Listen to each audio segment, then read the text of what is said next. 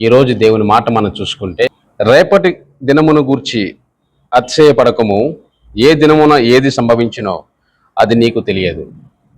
సామెత 27:1. ఈ మాట చాలా గొప్ప అర్థాన్ని దాగి ఉంది. రేపటి గురించి అతిశయపడద్దు అనే మాట. అతిశయము అంటే అర్థం ఏంటంటే గొప్పలు ఫీల్ అవ్వడం, గొప్పలు చెప్పుకోవడం. రేపటి దినమును గూర్చి అతిశయపడొద్దు అంటే, ఈరోజు నేను చాలా బాగున్నాను, నేను చాలా కష్టపడుతున్నాను, చాలా సంతోషంగా ఉన్నాను, నేను కాబట్టి పైకి వస్తున్నాను, నేను కాబట్టి ఇదంతా చేయగలుగుతున్నాను, నేను చాలా గొప్పవాడిని అనుకునే చాలామంది మనుషులు కావచ్చు, సేవకులు కావచ్చు, ఎవరైనా కావచ్చు, లోకస్తులు కావచ్చు, దేవుడు నమ్ముకున్న వాళ్ళు కూడా కావచ్చు. ఎవరైనప్పటికీ వారి యొక్క బలాన్ని వారు నమ్ముకుంటారు. ఏమంటారంటే, నేను ఈరోజు చాలా బాగున్నాను కదా, నాకు చాలా పేరు ప్రఖ్యాతులు ఉన్నాయి కదా, కాబట్టి రేపు కూడా నేను చాలా బాగుంటాను, ఇంకా పైకి వెళ్తాను, ఇంకా గొప్పవాడిని అవుతాను అనేటువంటి ఆలోచన మనకు వస్తూ ఉంటుంది. కానీ ఇక్కడ వాక్యం ఏమంటుందంటే, రేపు ఏం జరుగుతుందో నీకు తెలియదు కాబట్టి రేపటి గురించి గొప్పలు చెప్పుకోవద్దు అనే మాట మనకి హెచ్చరికలాగా కనిపిస్తుంది. నేడో రేపో ఒకానొక పట్టణానికి పోయి వ్యాపారం చేసుకొని కొంత లాభాన్ని సంపాదించుకోవాలి అని చెప్పుకుంటున్న వారలారా, రేపు ఏం జరుగుతుంది మీకేం తెలుసు, నీ ప్రాణము నీటి బుడగ వంటిది అని ఒక మాట యాకోబు పత్రికలో కనిపిస్తుంది. చాలామంది మనం అనుకుంటాం, ఈరోజు బాగున్నాం కదా, రేపు కూడా బాగానే ఉంటాం అని నమ్ముతాం. తప్పు కాదు.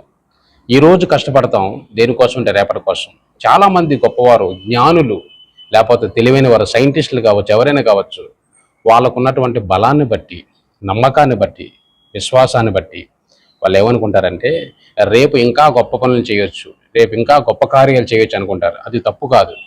కానీ రేపటి దినం ఏం జరుగుతుంది నీకు తెలుసా అని ప్రశ్నిస్తే అందరికీ ఆలోచన తప్పకుండా వస్తుంది. ఎందుకంటే నా చేతికి గడియారం ఉంది, ఇది నా గడియారం, కానీ సమయం నాది కాదు. రేపు ఎలాగుంటుందో నాకు తెలియదు. కాబట్టి దేవుని చిత్తమైతే రేపు అది ఇది చేయాలి, అది చేస్తాను, ఇది చేస్తాను, దేవుని చిత్తమైతే అనే పదాన్ని వాడుకున్నప్పుడు, దేవుని మీద ఆధారపడుతున్నప్పుడు దేవుడు మన ఆలోచనలను సఫపరుస్తాడు. ఏం చేయాలో ఆయన చిత్తాన్ని బట్టి జరిగిస్తాడు. అందును బట్టి మనం గొప్పవారు కావచ్చు, పేదవారు కావచ్చు, జ్ఞానులు కావచ్చు, అజ్ఞానులు కావచ్చు, ఎవరైనప్పటికీ రేపటి దినము ఎలాగుంటుందో, రాత్రి పడుకుంటే ఉదయాన్నే లెగుస్తామో లేదో తెలియని పరిస్థితులు ఉంటున్నాం. కరోనా వచ్చిన తర్వాత చాలామందికి చాలా ఎఫెక్ట్ అవుతూ ఉండి రాత్రి పడుకుంటే ఉదయం లేవలేని పరిస్థితి. వయసుతో పరిమితం లేకుండా గుండెపోట్లు వస్తున్నాయి, అకస్మాత్తుగా మరణిస్తున్నారు, ట్రీట్మెంట్ కూడా అందని పరిస్థితుల్లో చనిపోతున్నారు. మరణానికి వెనకాతల కారణం తెలియటం లేదు. గుండెపోట్లు వస్తున్నాయి. ఎందువల్లంటే పడడం ద్వారా, గొప్పలు చెప్పుకోవడం ద్వారా. అందును బట్టి రేపు ఏం జరుగుతుందో మనకు తెలియదు. కాబట్టి మన దేవుణ్ణి, సృష్టికర్తను మనం స్మరించుకుంటే, ఆయనకి మనం సమర్పించుకుంటే రేపటి దినాన్ని ఈ రోజు కంటే సంతోషకరంగా చేయగలడు. మరలా చెప్తున్నాను ఈ మాట, సామెత 27:1. రేపటి దినమును గూర్చి అతిశయపడకము, ఏ దినమున ఏది సంభవించినో అది నీకు తెలియదు. అందును బట్టి రేపటి గురించి మనం ఆలోచించకుండా, ఈరోజు మన పరిస్థితి బాగుంది కాబట్టి రేపటి దినాన్ని దేవునికి అప్పచెప్తే ఆశ్చర్యకరంగా మార్చగలడు. దేవుడి మాటలు దీవించును గాక. ఆమేన్.